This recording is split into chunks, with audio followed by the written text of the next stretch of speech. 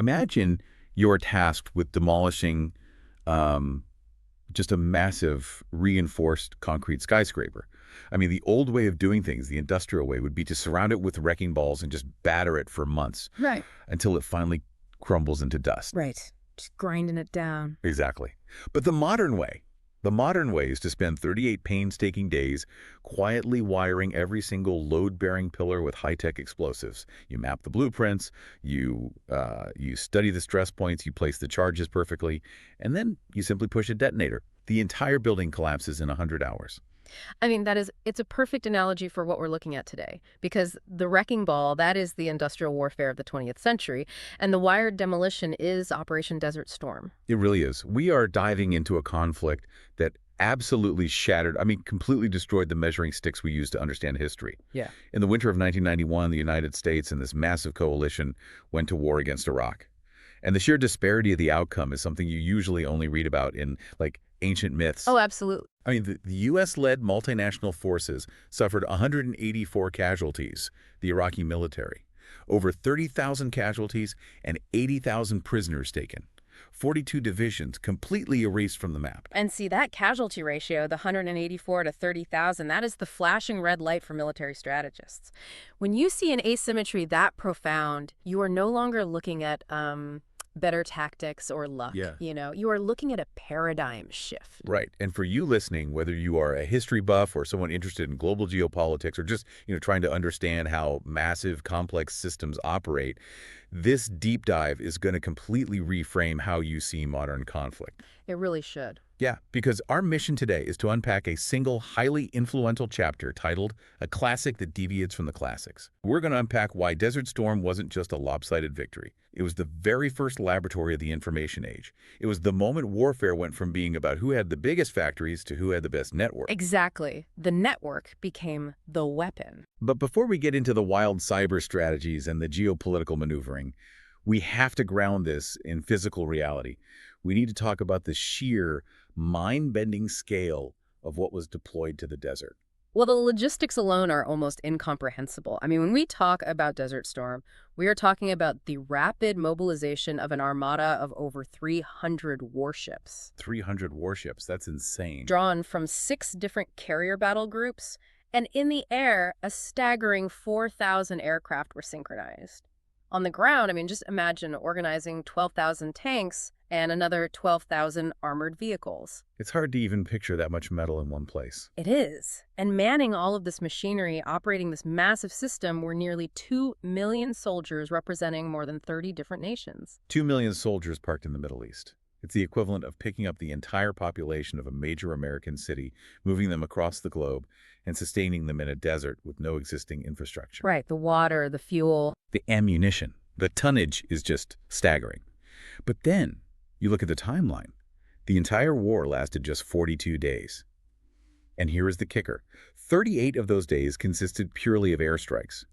The actual ground war, the tanks rolling, the infantry advancing, lasted a mere 100 hours. Which is exactly why traditional military thinkers struggle to comprehend it at first. In the industrial era, wars were wars of attrition. Right, like World War I. World War I, World War II, Korea. You grind the enemy down over years of bloody physical contact. Desert Storm represents the absolute culmination of integrated warfare. Now, after the war, there were critics. Always are. Right.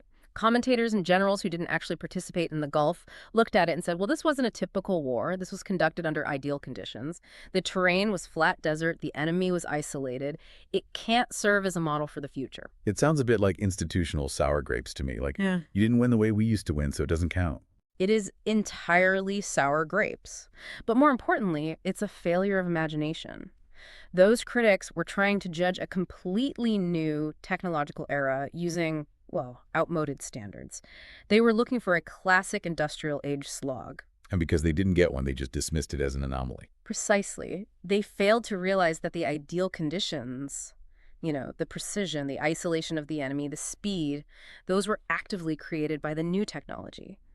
The technology, the integration, the globalization, it opened the door to a strange new history of warfare. Okay, so you have this unprecedented 30-nation juggernaut. But how do you assemble that so quickly? To get 2 million soldiers from 30 countries to cooperate, Right. you need a geopolitical miracle.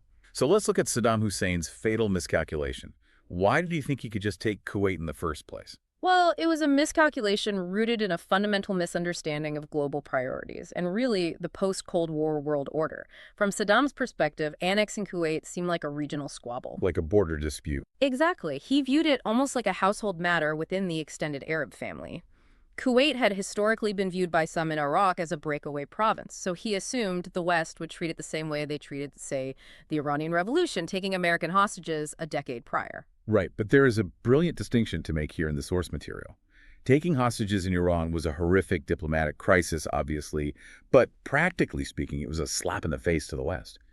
Annexing Kuwait and massing tanks on the border of Saudi Arabia, that was threatening a massive percentage of the global oil supply. It's completely different. Yeah, that was seizing the West by the throat. You can survive a slap in the face. You can't survive having your economic lifeline cut off. Precisely. Lifelines are naturally more important than saving face. The United States had no choice but to take it seriously. And crucially, other nations in the region that felt threatened by Iraq had to take it seriously as well. Because if Saddam controlled Kuwaiti oil and potentially Saudi oil, he could literally dictate the global economy. Which brings up a fascinating tension between the justice narrative and pure realpolitik. Because externally, on television, this anti-Iraq coalition was draped in the bright blue flag of the United Nations. Yes, the halo of justice. Right, it had this halo around it. Yeah. The moral imperative of liberating a sovereign nation from an evil dictator. But practically speaking, the Arab states that joined the coalition were primarily concerned with stopping Saddam from becoming a modern Saladin. A modern Saladin who might damage their own interests if he grew stronger unopposed. I mean, it is very difficult to argue that countries like Syria or Egypt joined the U.S.-led coalition merely to extend philosophical justice to Kuwait. Right. They had their own motives. They were protecting their own borders, their own regimes, and their own regional influence. But that halo of justice was incredibly useful, wasn't it? Oh, absolutely essential. Because it successfully dispelled the religious complexities. By making it a UN-sanctioned mission of international law, it prevented Saddam Hussein from successfully framing the conflict as a holy war against Western imperialists. Which he definitely tried to do. He tried very hard to frame it that way, but because so many Arab and Muslim nations were standing right next to the Americans, his narrative just collapsed. So this marks a monumental shift in how the world operates. We're seeing the death of the fixed ideological alliance. It is a profound structural change in global politics. We're talking about the end of a model that dates all the way back to the 19th century. Think of the rigid military alliances between Germany and Austria-Hungary in 1879, or the strict ideological blocs of the Cold War. NATO versus the Warsaw Pact. Right, those were marriages. What Desert Storm introduced was the era of the temporary, interest-based coalition. You had no permanent alliances, only permanent interests. It was like global geopolitics shifted from long-term marriages to a Silicon Valley joint venture. You spin up a corporation for a specific project, you execute it, and then you dissolve it. That's a great way to look at it. And look at who contributed to this joint venture and how they did it. Germany and Japan are fascinating examples. Post-World War II, both of their constitutions heavily restricted their ability to project military force abroad.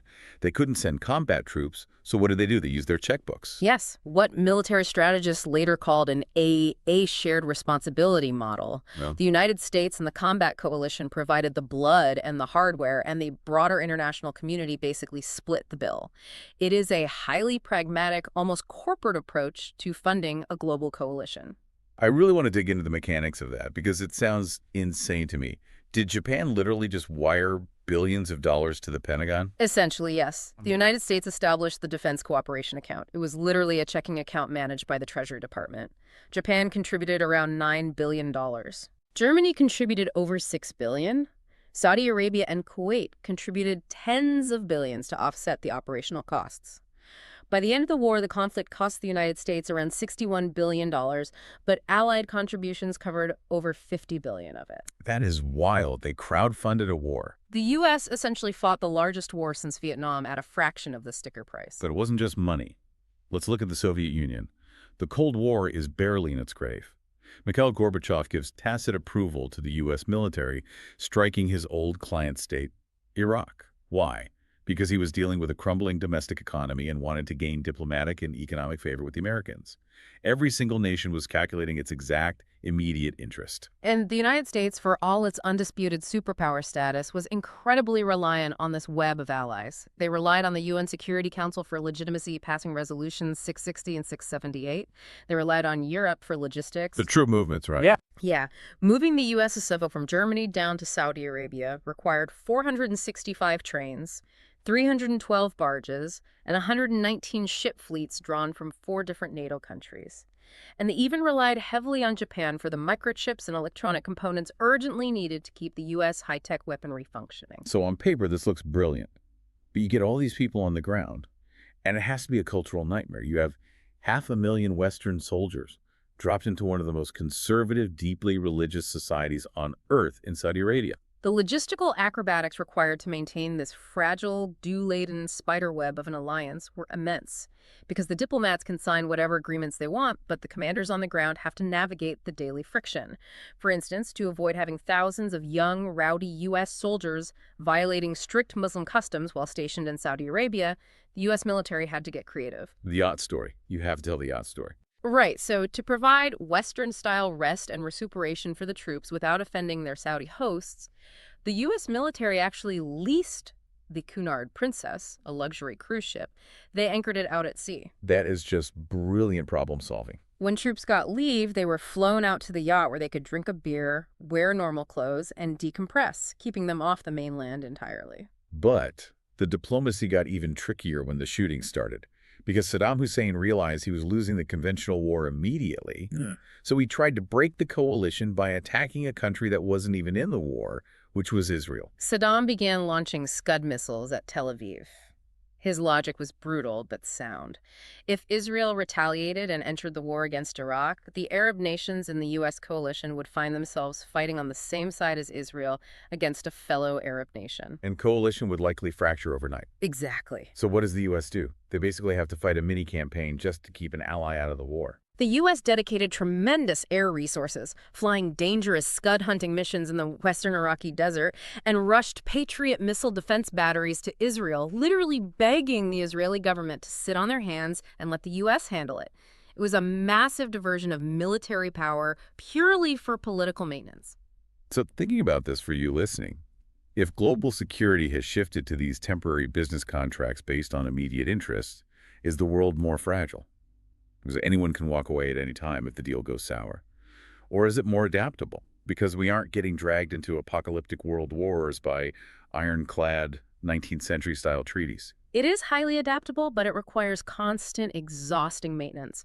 The moment the shared interest evaporates, the network dissolves. It is the reality of a globalized technological age. Okay, so you managed to get 30 different nations to agree to park their militaries in the same desert without shooting each other. That is a diplomatic miracle. But historically speaking, the United States military couldn't even get its own branches to stop fighting each other. That is very true. A 30-nation coalition sounds like a recipe for a horrific Tower of Babel scenario. How did they actually command this beast? To understand why Desert Storm functions so flawlessly, you have to look at the historical context of absolute failure that preceded it. The competition between the Army, Navy, Air Force, and Marines to protect their own budgets, their own independence, and their own glory was legendary. It was toxic. Give us an example. Yeah. Because people think of the military as this monolithic, perfectly disciplined machine. But it was more like a dysfunctional corporate board, wasn't it? Much worse. Look back to World War II in the Pacific. You had General Douglas MacArthur commanding the Army and Admiral Chester Nimitz commanding the Navy. They openly despised each other's strategies. They hated each other. They basically fought 2 separate, competing wars against Japan, leaving President Roosevelt to constantly referee and divide resources between them. And 30 years later in Vietnam, it only got worse. I read that during the Rolling Thunder air campaigns, U.S. pilots literally had to listen to commands from 4 different overlapping headquarters at the same time. It was a mess. I can't even imagine being a pilot in a dogfight, going Mach 1, trying to parse out whether to listen to the Air Force general or the Navy admiral on the radio. And the consequences of that fragmented command structure were rarely efficient and sometimes incredibly tragic. In 1983, a suicide bomber drove a truck into the U.S. Marine barracks in Beirut, Lebanon, killing 241 American service members. Just awful.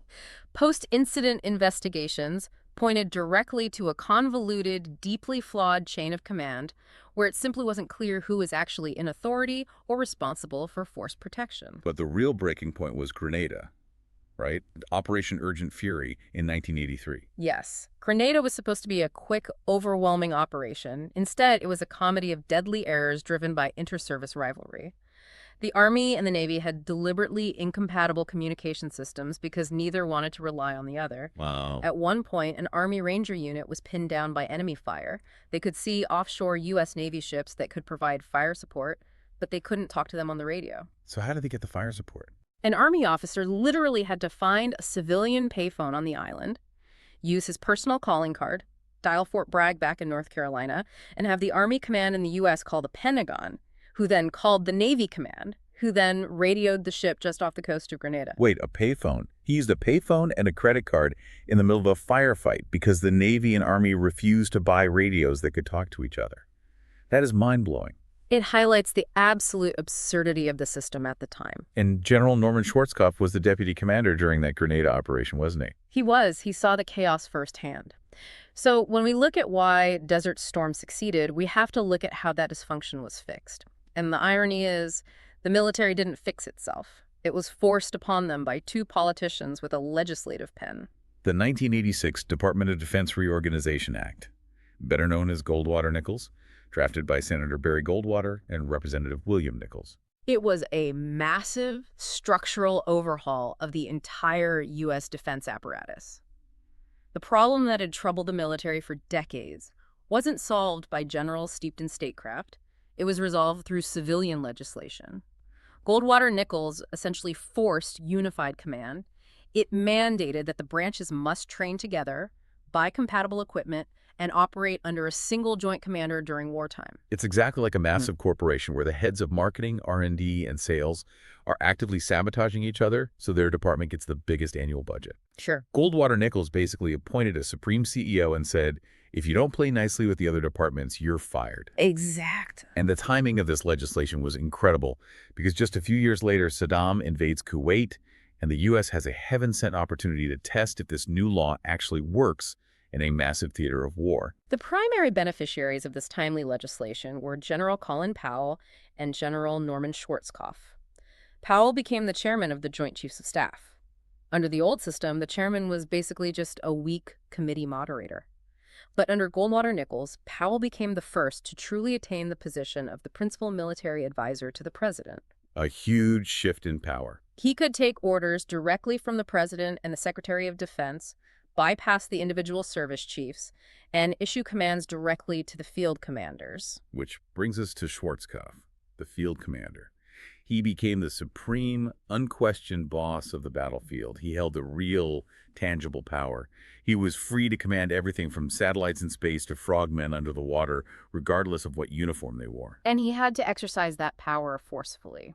The ultimate test of this trans-service authority came when frontline Marine commanders urgently requested to carry out an amphibious landing on the shores of Kuwait. Now, amphibious landings are the Marines' bread and butter. It's their identity. Right, the hulls of Montezuma and all that. In the past, the Marines might have just pushed forward to get a piece of the glory and justify their budget. But Schwarzkopf looked at the overall strategic situation. He was secretly moving his massive armored forces hundreds of miles to the west for the famous left hook maneuver. He wanted the Iraqis to think the Marines were going to land on the beach to keep their attention focused on the coast. So if the Marines actually landed, it would ruin the surprise of the lift hook. Exactly. And because of Goldwater-Nichols, Schwarzkopf had the unquestionable authority to say no. He resolutely exercised his veto power over the Marines. He forced everyone to stick to his well-thought-out master plan. So beyond just who gets to say no, we are talking about a massive structural shift in how information flows. We went from what strategists call a tree command to a network command. Break down the mechanics of that. What does that actually mean for a soldier on the ground? Think of a tree command as deeply hierarchical, like a 1950s factory. Information flows from the roots, the front lines, slowly up the trunk to the canopy, the generals. A decision is made and the order slowly flows back down a specific branch. It's siloed, rigid, and incredibly slow. If a branch gets cut off, the unit dies. And the network command? Goldwater-Nichols helped flatten the hierarchy. A network structure implements true and trusted command.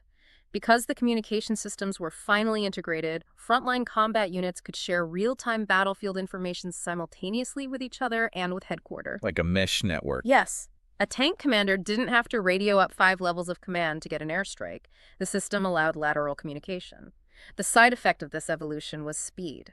By generating a super authority that overrides service rivalries and flattening the information flow, organization itself became a weapon. Organization as a weapon. I love that phrasing. So with this newly unified, networked command in place, the military was finally able to execute a completely new doctrine. But here's where it gets really interesting. They ended up accidentally transcending their own initial plans. They built a machine that went further than they expected. To appreciate how radical Desert Storm became, we need to understand the original plan they thought they were going to execute.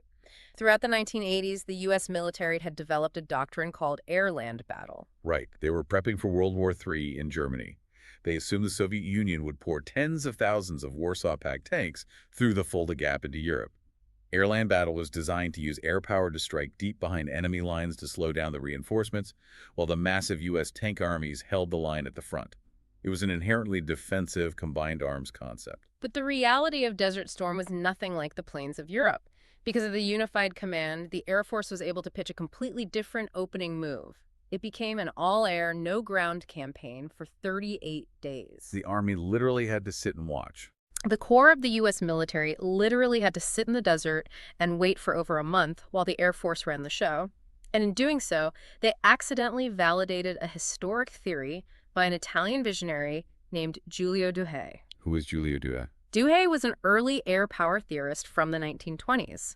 Back when airplanes were made of canvas and wood, he boldly predicted that the battlefield in the air will be the decisive one. He argued that air power alone could win wars by destroying the enemy's vital centers before the armies even clashed. And people probably thought he was nuts. For 70 years, ground commanders called him crazy. The Gulf War provided the belated confirmation of his theory. But the reality over the Gulf far exceeded even Douhet's wildest imagination. Because it wasn't just dropping bombs on factories, it wasn't World War II carpet bombing. Not at all. It was the total seamless integration of all combat operations. We are talking about AORCS aircraft providing early warning radar coverage, stealth F-117s slipping through air defenses to drop laser-guided munitions down ventilation shafts, EF-111 Ravens conducting electronic warfare to blind enemy radar, and satellites providing real-time weather and communication uplinks. It's just massive coordination. The U.S. military unintentionally pushed warfare out of 3 dimensions into what strategists call omnidimensional combat. Omnidimensional. Ground, sea, air, space, and cyberspace. And the beating heart of this omnidimensional monster was a document called the Air Tasking Order, or the ATO. When I looked into the mechanics of the ATO, it honestly blew my mind. It is arguably the most complex logistical document ever produced in warfare. Every single day, the coalition flew thousands of sorties. You have aircraft taking off from bases in Saudi Arabia, Turkey, Spain, the UK, and from 6 aircraft carriers in the Persian Gulf and Red Sea.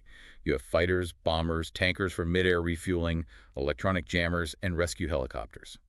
If you don't coordinate every single flight path, altitude, and radio frequency down to the minute, your planes will crash into each other, or you will accidentally shoot down your own guys. So the Air Tasking Order was the daily master script. It was a massive 300-page computer-processed order generated every 24 hours. It selected the optimum strike targets, assigned the exact aircraft, coordinated the tanker rendezvous points, and managed the air defense corridors. And this is early 90s tech. Exactly. Because Schwarzkopf had unified command, he allowed the Air Force to draft this document jointly with the Army and Navy, allowing him to issue commands to the entire Allied Air Force as a single organism. Though, knowing what we know about inter-service rivalry, it wasn't without some friction, right? Even with Goldwater-Nichols. Old habits die hard. The Navy, in particular, bristled at this massive ATO system. They thought it was overly Air Force-centric. And technologically, they literally couldn't handle it. The Air Force's computer systems that generated the ATO couldn't interface with the computers on the Navy's aircraft carriers. That is the friction of early networks. Because they couldn't transmit the massive file electronically, the Navy stealthily kept some of their aircraft off the daily order, hoping they could operate independently if an opportunity uniquely suited for the Navy presented itself. And practically speaking, the Air Force literally had to print out this 300-page document and fly it via helicopter or physically deliver floppy disks to the aircraft carriers every single day, just so the Navy pilots knew it was happening. I love that image so much. The most advanced omnidimensional space-age war in history relies on a guy carrying a floppy disk on a helicopter. But despite that friction, the ATO successfully organized the most massive and complex air campaign in the history of warfare. It proved that a transnational, trans-service combination was not only possible, but devastatingly effective. But I have to ask, if this air tasking order is managing thousands of highly lethal flights a day using early 1990s computer processing, how close were the planners to losing control of their own creation? It feels like they built a machine so complex that human cognition could barely keep up with it. You're touching on a fundamental anxiety of modern defense strategy. The system worked, but the operators were pushing the absolute limits of their own cognitive capacity. They created a perfectly synchronized machine that took them years to fully reverse engineer and understand academically. They were operating at the very bleeding edge of human management, which raises terrifying questions about the integration of AI in future conflicts. Okay, so the 38-day air campaign completely rewrites the rules above the clouds. They demolish the Iraqi command and control. They blind their radar. They isolate their frontline troops. What happened during those final 100 hours? Because there was a monumental shift in ground combat that traditional military purists stubbornly tried to ignore after the war. To contextualize this stubbornness, strategists often invoke what we might call the Yamamoto paradox. Tell me about that. Isoroku Yamamoto was the brilliant Japanese admiral who revolutionized naval warfare in the early 20th century. He was the architect of the sneak attack on Pearl Harbor. He proved that the aircraft carrier, not the battleship, was the new queen of the seas. He used airplanes launched from ships to completely devastate the U.S. Navy's battleship fleet, a masterstroke of innovation. But then what happened? Inexplicably, after proving the absolute dominance of the aircraft carrier, Yamamoto still held on to the romantic institutional belief that giant battleships were the ultimate decisive force. He kept trying to force a climactic battleship-to-battleship duel with the Americans. He failed to grasp the epoch-making significance of his own creative tactics. He held the key to the future in his hand and threw it away because he liked the old key better. And the argument here is that the U.S. Army did the exact same thing in the Gulf War. They crushed the Iraqi military using a revolutionary new tactic. But immediately after the victory parades, they went back to prioritizing their old favorite toy, the heavy tank. The revolution they ignored was the integration of the attack helicopter. During the Gulf War, the U.S. military deployed roughly 1,600 helicopters of various models. It wasn't just a support element, it was an enormous aviation group that essentially formed one complete, independent flying army. And they weren't just transport vehicles moving troops around. I want to highlight the opening move of the entire war. We think of the 38-day air campaign starting with stealth fighters over Baghdad. But 20 minutes before those jets dropped their bombs, the war started in the dirt. Task Force Normandy, a joint team of Air Force MH-53 PAVE-low helicopters and Army AH-64 Apaches. They flew for hours, completely blacked out, hugging the desert floor at less than 100 feet to avoid radar detection. Pitch black, flying at 100 feet. Yeah. Terrifying. Their target was the Iraqi early warning radar installations near the border. The Apaches popped up, fired their laser-guided Hellfire missiles, and obliterated the radar sites, blowing a massive blind spot into the Iraqi defense grid. They literally kicked the door open so the bombers could fly through undetected. But that was just the beginning. The operation that truly demonstrated the deep potential of the helicopter was Operation Cobra. The 101st Airborne Division utilized over 300 helicopters to perform the single most far-reaching vertical envelopment or leapfrog operation in the history of warfare. They didn't drive across the desert, they flew right over it. They established a massive forward operations base named FOB Cobra, more than 100 kilometers deep inside enemy territory. It's like teleporting an entire division behind enemy lines. Exactly. From that base, they were able to completely cut off Highway 8, which was the only paved escape route for the Iraqi military scattered behind the Euphrates River Valley. It was arguably the most deeply significant tactical operation of the ground war, proving that helicopters could conduct large-scale, decisive maneuvers independently of heavy ground forces. There's this incredible, almost surreal image from the historical accounts. It describes Iraqi soldiers running from fortifications that were being decimated by Apache helicopters, dropping their weapons, kneeling in the dirt to surrender to a hovering machine, and then literally being herded into groups by the helicopters, just like a cattle drive on the Western Plains. It's a stark image. It completely shakes the old World War II era view that only infantry boots on the ground can force a surrender. But here is where the institutional friction comes in. While the helicopters were pulling off this 100-kilometer leapfrog at 150 miles per hour, you had General Tommy Franks commanded the massive 7th Corps, the core of the U.S. tank force. Yes, the heavy armor. 7th Corps was executing the famous left hook. And because the unexpected success of the air campaign and the helicopter leapfrog pushed the battle situation so far ahead of schedule, Schwarzkopf had to order Franks' the 7th Corps to attack 15 hours earlier than planned. Now, it is important to note that General Franks moved his tanks through an austere, featureless desert incredibly fast. Objectively, they were moving faster than Heinz Guderian's famous Panzer Blitzkriegs in World War II. So they are flying across the desert. But that's not how Schwarzkopf saw it, is it? No, Franks was actually severely rebuked by Schwarzkopf at Allied headquarters. Schwarzkopf accused the 7th Corps of moving forward slowly, one step at a time, like an old lady. Ouch. Right. Franks pushed back, correctly arguing that the Iraqis still had formidable fighting capabilities, specifically the Republican Guard, and he needed to ensure his flanks were secure and his logistics could keep up. But the analysis points out that both Franks and Schwarzkopf were missing the conceptual shift. The mobility of the tanks wasn't objectively slow. It just looked painfully slow compared to the helicopters. Deploying 70-ton tanks alongside attack helicopters is like bringing a tremendously powerful rook to a chess game where your opponent is playing above the board entirely. That's a great way to put it. The helicopters are flying at treetop level. They completely ignore surface friction. They don't care about landmines. They don't care about rivers. They don't care about sand dunes or traffic jams. Precisely. The attack helicopter acts as a flying army and the ultimate tank terminator. The tactical advantages are overwhelming. Think about the mechanics of a tank battalion. It requires massive energy just to organize. You need fuel trucks, you need bridge laying equipment, you need mechanics. When you mass tanks for an attack, they create a massive thermal and physical signature that is highly vulnerable to preemptive strikes. Like a giant target. Helicopters, however, excel at dispersed deployment and concentrated strikes. They can hide behind a ridgeline, pop up, launch a barrage of missiles, and be miles away before the enemy tank turret even turns around. And the statistics back this up. During the Gulf War, the Apache helicopter units sustained 0 combat casualties while destroying upwards of 100 to 500 Iraqi tanks and armored vehicles, depending on the estimates. 0 casualties for hundreds of tanks destroyed.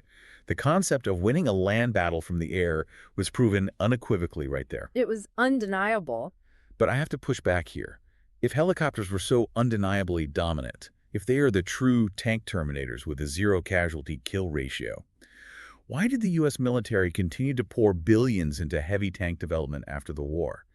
Is it really just the Yamamoto paradox? Is it just generals liking the romance of a tank charge? It is the Yamamoto paradox playing out at a massive institutional level. The defense establishment is a massive bureaucracy with deeply entrenched financial and cultural interests. The Army's identity since World War II was built around the heavy armored thrust. The Patton legacy. Exactly. After the Gulf War, instead of fundamentally reorienting around the attack helicopter, the Army inexplicably reverted to its pre-war paradigm. They justified it by saying the desert conditions were a fluke or that tanks were necessary for occupying ground. They increased development outlays for the Abrams tank and actually cut appropriations for advanced helicopter programs like the Comanche. Sticking to outmoded ways, especially when those ways secure massive congressional funding, is a powerful institutional flaw. Okay, let's pivot to a completely different kind of battlefield. Because this new omnidimensional war wasn't just fought in the physical domains of land, sea, air, space, and cyber. It introduced a completely new public battleground, the global television screen. Let's talk about the media as a force multiplier. This is a crucial evolution in the information age. For the first time in history, modern warfare turned into a real-time television program that ordinary citizens across the globe could monitor directly from their living rooms. The media was no longer just a passive entity providing historical information. It became an immediate, highly volatile, and integral part of the warfare itself. The famous CNN effect. You had Bernard Shaw sitting under a desk in a Baghdad hotel reporting live as Tomahawk cruise missiles flew past the window. We were talking about 1,300 reporters on the ground, but they weren't just running wild across the battlefield like they did in Vietnam. The military recognized the danger and carefully managed them. The management was highly structured. The military set up joint news offices in Dhahran and Riyadh. They instituted the pool system, where only select groups of journalists were allowed to go to the front lines, and they were always escorted by military public affairs officers. Every piece of footage, every dispatch was subject to security review. And the craziest part is, the media largely accepted it. After the horrific public relations disaster of the Vietnam War, where unfiltered footage of casualties turned the American public against the military, the Pentagon learned its lesson. This time, the coordination was seamless. To illustrate this, out of the more than 1,300 news items released during the entire war, only 5 had to be sent to Washington for higher-level review. 4 were approved within hours, and the 5th was actually canceled by the press unit itself, not the military. It was what some analysts cynically called a two-man comic act. The press and the military essentially had the exact same script. Hold on, I want to challenge this. You're telling me the military deliberately weaponized objective journalists to demoralize the enemy and sanitize the war for the public. Isn't that just a sophisticated psychological operation on the American people? How is that different from crude state-sponsored propaganda? It is a phenomenal question. The difference lies in the mechanism of credibility. Crude, state-sponsored propaganda like Baghdad Bob later in 2003 or Soviet-era pronouncements is easily rejected by the global public because its subjectivity and bias are obvious. It's a monologue. But the Western media operated under the deeply entrenched guise of objective, independent reporting. Because the anchor wearing the suit on CNN is supposed to be impartial. Exactly. That perceived objectivity is what gave the narrative such incredible power. It morally sealed Saddam Hussein's defeat in the eyes of the world. The media vividly portrayed him as a war-crazed aggressor, completely depriving Iraq of any political legitimacy or right to defend itself on the global stage. Simultaneously, the military was feeding the press incredible curated footage of high-tech weaponry. We've all seen the footage. The grainy green night vision video of a laser-guided bomb perfectly entering the air vent of a hardened bunker. The footage of Patriot missiles streaking into the night sky to intersect Iraqi Scuds. And the military selectively released that footage to build a specific narrative. Without the continuous loop of that highly curated video on CNN, those high-tech weapons wouldn't have been perceived as nearly as flawless. It created an absolute myth of invincibility surrounding American technology. But it wasn't just shaping the opinions of voters back in Ohio. The media acted as a direct, lethal force multiplier on the actual battlefield. Absolutely. The media was broadcasting globally, and the Iraqi command was watching CNN just like everyone else. Long before the first shots were fired, the media continuously trumpeted news of the massive, unending U.S. logistical buildup. They broadcast footage of massive carrier fleets transiting the Suez Canal, Letting them know what's coming. This real-time reporting penetrated the Iraqi front lines and deeply demoralized the troops, creating a paralyzing sense of impending, unavoidable doom before the air campaign even began. Intentionally or otherwise, the military and the independent media formed a noose to hang Saddam. But, well, the media is a two-edged sword. It can cut both ways, because when you integrate real-time public perception into your command structure, you lose absolute control of the narrative. Yes, and this is where the sheer speed of information age warfare becomes dangerous for the victor. While the media was a sharp sword directed at the morale of the Iraqi military, it also impacted the highest levels of U.S. decision-making in unintended strategic ways. The abrupt decision to halt the ground war at exactly 100 hours was heavily influenced by the media. Break that down for me. The President of the United States made a massive strategic decision to stop a war based on optical fallout from television. Yes. During the retreat of the Iraqi military from Kuwait, coalition aircraft repeatedly bombed the fleeing convoys on Highway 8. The media arrived on the scene and broadcast horrific, unedited footage of charred vehicles and bodies. It became known as the Highway of Death. The optics were brutal. It no longer looked like a liberation. It looked like a one-sided slaughter. And Washington panicked. President George H.W. Bush, seeing this backlash forming in real time and influenced by hasty assessments given on television by military briefers, made the rapid decision to unilaterally halt operations at the 100-hour mark. The speed of the media cycle dramatically compressed the time available for strategic decision-making. So the military brilliantly uses the media to terrify the Iraqis and secure domestic support to win the war. But then the media's framing accidentally manipulates the U.S. president into stopping the war too early. Because stopping at 100 hours meant the Republican Guard wasn't fully destroyed, which allowed Saddam Hussein to survive in power, brutally crush domestic uprisings, and leave a massive, unresolved geopolitical nightmare for the Clinton and Bush Jr. administrations, who was actually in control of this war. It is the great paradox of modern conflict. Once you integrate the global media as an uncrowned king on the battlefield, you cannot entirely control it. The impact of the network became so widespread and direct that it could alter the strategic endpoints of superpowers. No longer could a nation rely on military force alone. They had to master perception warfare, and they had to accept that the narrative might turn against them in hours, not months. That is genuinely terrifying. Okay, to wrap up this massive deep dive, we need to synthesize all these incredible threads. If we think of Desert Storm not as a textbook, but as a prism, a multifaceted prism, depending on which angle you hold it to the light, you see a completely different revolution in military affairs. It is the perfect metaphor. The experiences and lessons of this 42-day war are so dense that military academies are still extracting new doctrines from it decades later. Let's look through a few distinct facets of this prism. First, psychological warfare. We mentioned the media demoralizing troops strategically, but the physical tactical psyops were brutal. Can you explain the mechanics of the leaflet drops? Because it wasn't just dropping paper asking them to surrender. The psychological warfare was deeply integrated with the physical destruction. The U.S. would use MC-130 aircraft to drop massive 15,000-pound BLU-82 daisy cutter bombs on an Iraqi position. The explosion is so massive it creates a mushroom cloud and a shock wave that feels like a tactical nuclear weapon. Unbelievable. Then immediately after vaporizing that position, the Air Force would drop thousands of leaflets on the next Iraqi division over. And the leaflets basically said, we just destroyed the division to your left, you are next, run away or die tomorrow. And then they actually did it. The effectiveness was staggering. When you interrogate prisoners of war, you get the truth. One Iraqi division commander sitting in a POW camp admitted that the psychological impact of those specific leaflets, combined with the agonizing anticipation of the promised strike, broke his troops' morale second only to the actual kinetic impact of the bombs themselves. It paralyzed their will to fight. Another facet of the prism, weapon integration. We talked about the Apaches, but there was a specific pairing that strategists highlight: the lethal union of the A-10 Warthog and the Apache helicopter. Explain how that worked mechanically, because the A-10 is a slow, ugly 1970s airplane, essentially built around a giant 30mm cannon. Right. The A-10 was considered almost outmoded before the war, highly vulnerable to modern air defenses. But they paired it with the brand new AH-64 Apache.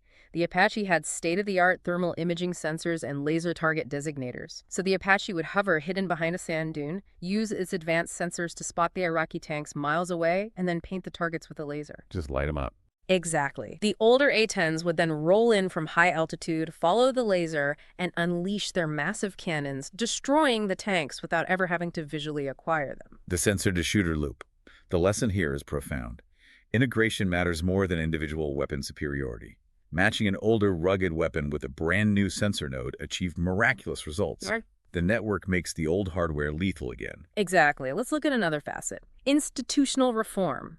We discussed the Goldwater-Nichols Act forcing joint command across the military, but internally the Air Force underwent a radical restructuring driven by the lessons of the Gulf. General Merrill McPeak drove a ruthless reorganization. The subtract 7 and add 4 reform. Yes. He looked at the bloated Cold War-era Air Force hierarchy and smashed it. He broke down the traditional rigid barriers between the strategic bomber wings and the tactical fighter wings. He eliminated 7 old, sprawling commands and consolidated the entire Air Force into 4 streamlined entities: combat, mobility, material, and intelligence. Agility over mass. And it's highly unlikely he could have pushed through such a bold original reform against the entrenched bureaucracy of the Pentagon without the undeniable laboratory of the Gulf War to prove his theories were correct. And we can't forget the facet of financial warfare, which we touched on earlier, the realization that you can crowdsource a global conflict. The ultimate Silicon Valley maneuver. Setting up a literal checking account at the Treasury Department so allied nations can wire billions of dollars to offset the cost of your smart bombs. It's brilliant and incredibly dystopian at the same time. So, synthesizing all of this 42-day war was a masterclass in synthesis itself.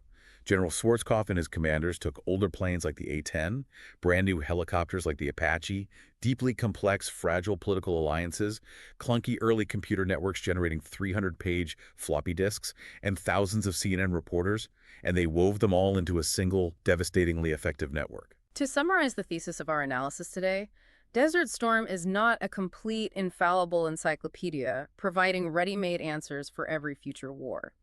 It had profound flaws, friction, and questionable strategic endpoints. However, it is undeniably the first and most concentrated laboratory of the modern revolution in military affairs. It represents the very first time these integrated information age systems were unleashed on a massive scale. It really is the first classic of the new age. It's the moment the demolition crew replaced the wrecking ball. So, what is the final takeaway for you, the listener? Whether you are studying military history or just trying to understand how massive organizations succeed, Desert Storm proved that future victory doesn't just depend on having stronger weapons or a bigger budget. It depends entirely on the superior integration of technology, organization, information, and public perception. It's not just the hardware, it's the network that connects it all. Precisely. The side that can synthesize those disparate elements most effectively, the side that can see the whole prism, is the side that dictates the terms of the conflict. But I want to leave you with a final provocative thought to mull over. If the Gulf War was the first laboratory of information age warfare, it was a war where the United States and its allies essentially held a total monopoly.